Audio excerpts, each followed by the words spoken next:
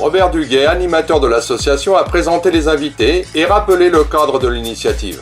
Il a indiqué que face à l'offensive politique tous azimuts que Macron et le gouvernement développent contre l'ensemble de nos droits sociaux, il a semblé utile, dans le cadre de nos objectifs d'éducation populaire, de rechercher ensemble des réponses concrètes de résistance, surmonter les divisions, incompréhensions, tenter d'identifier les convergences possibles et rebâtir enfin une alternative politique.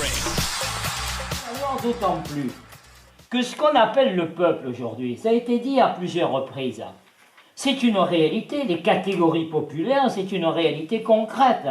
Quand on parle sociologiquement, les catégories populaires, en tout cas le cœur des catégories populaires, par exemple les employés et les ouvriers, sont ultra majoritaires, dominent, structurent le monde des actifs. Mais la classe ouvrière aujourd'hui est éclatée, les catégories populaires sont éclatées. Et donc effectivement il y a un enjeu qui est l'enjeu de la réunification sur le terrain, j'allais dire social, sur le terrain de la lutte sociale et sur le terrain politique. Mais là encore, ce qui va permettre cette unification, ça n'est pas la désignation de l'élite, du « E », c'est rassembler autour d'un projet de rupture avec l'ordre social dominant qui produit le fait que les catégories populaires n'ont qu'une place subalterne dans cette société. C'est ça l'essentiel.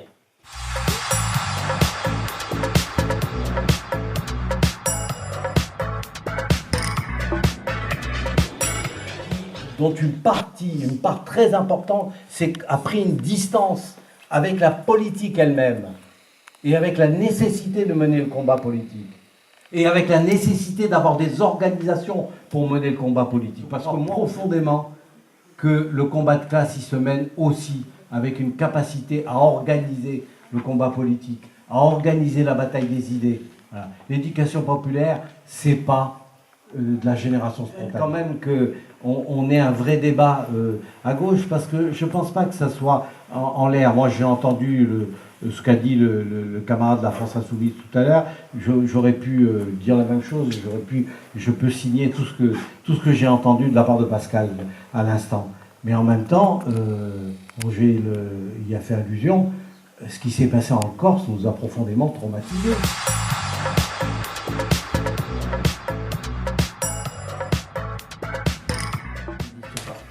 Sur la question de la Corse, clairement, non, à la France Insoumise, on n'est pas dans la logique du tripatouillage et on ne s'inscrira pas dans ce type de logique.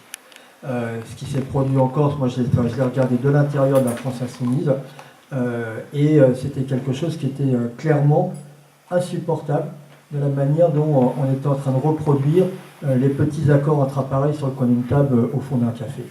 Donc nous ne participerons pas de ce type de choses et ça vaut tout autant pour la Corse que pour les prochains scrutins.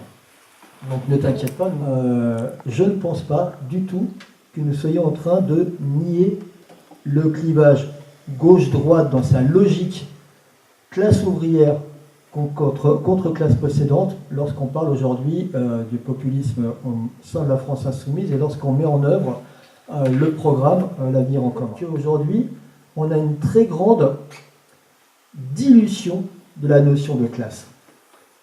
Et le meilleur exemple qu'on puisse trouver, c'est justement ce qui se passe dans les quartiers populaires. Le rapport ou le clivage droite-gauche est une production franco-française dans son concept linguistique.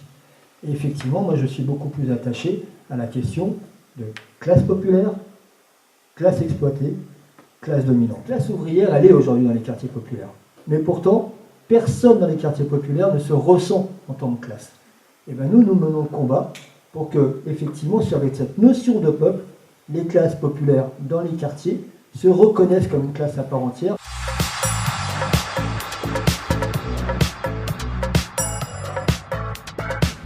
Et donc voilà, on se rend bien compte que ça, c'est des sujets où la gauche, en tant que telle, elle peut apparaître. Donc il ne s'agit pas de dire la gauche, mais bien de se dire on a des sujets, notre rapport à la planète, notre rapport au travail, notre rapport à la propriété, au consumérisme, avec un agenda commun, à mon avis, à déterminer, avec des thématiques sur lesquelles on peut travailler. Le climat, on est quand même sur le sujet du climat complètement touché, notamment autour de la notion des communs, de la propriété, de la pérennité, de la pérennisation des ressources naturelles pour les générations à venir. C'est exactement ce qu'évoquait le camarade tout à l'heure sur la question du développement durable.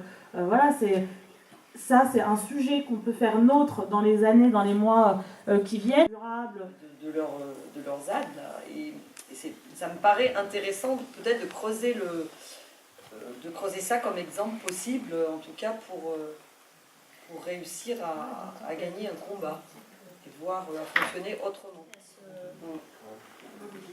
C'est la question de la convergence des luttes. C'est la question de la convergence des luttes.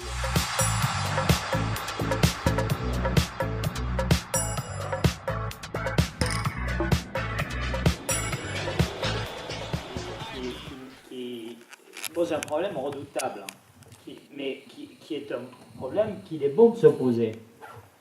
C'est-à-dire, ce qui est bien, c'est qu'un peu partout, il y a des gens qui décident d'agir non pas sur des critères qui sont des critères financiers, des critères économiques, économico-financiers classiques, mais qui décident de construire quelque chose sur la base des biens communs. Tout ce qui va dans ce sens-là, pour moi, c'est positif. Que sur ces questions-là se constituent sur des objets concrets de vastes mouvements qui peuvent à un moment donné l'emporter. Donc d'une certaine manière, qui deviennent majoritaires du point de vue des idées. C'est quelque chose qu'il faut cultiver.